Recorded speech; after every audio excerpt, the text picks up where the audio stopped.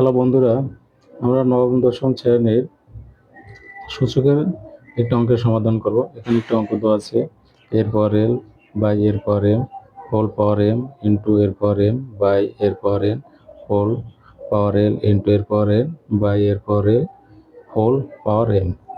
আচ্ছা, এখন আমরা এটা সমাধান করব। আমাদের প্রমাণ করতে বলছে এটা সমান আমাদের 1 প্রমাণ করতে, তাহলে আমাদের এল ইজ হয়েছে এটা।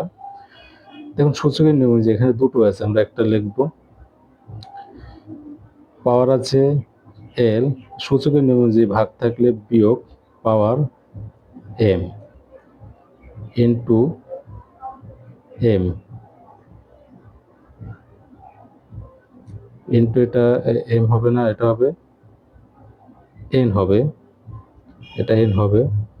এখানে আমাদের সূচকের নিয়ম অনুযায়ী দুইটি আছে, আমরা একটা লিখি পাওয়ার এম, এটা যে ভাগ ভাগ থাকলে বিয়োগ পাওয়ার এন হোল পাওয়ার এল।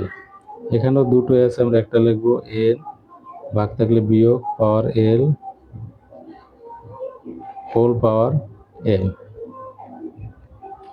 এখন আমাদের এন এটার সাথে গুণাকার আছে, তাহলে আমরা এখন গুণ করব L N minus M N into L এটার সাথে গুণাকার আছে, তাহলে আমরা গুণ করব এখন এম এল মাইনাস এল দ্বারা এনকে গুণ করলে এল এন।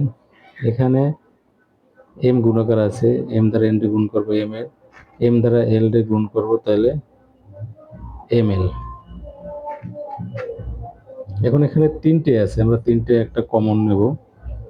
কমন নিলে L N minus M N common, সূচকের নিয়মে যে গুণ থাকলে আমাদের যোগ হবে, এ তো কমন নিছি। M L minus L N গুণ থাকলে যোগ M N minus M N. এখন এই এম এল মাইনাস এই এম এল প্লাস কাটা যায়, M N plus M N minus L N minus L N plus, তাহলে কি থেকে এরপর শোনো সূচকের সূত্র অনুযায়ী যে কোনো কিছু পাওয়ার জিরো থাকলে ওটা সমান 1 হয়, তাহলে আমাদের আর এইচ এস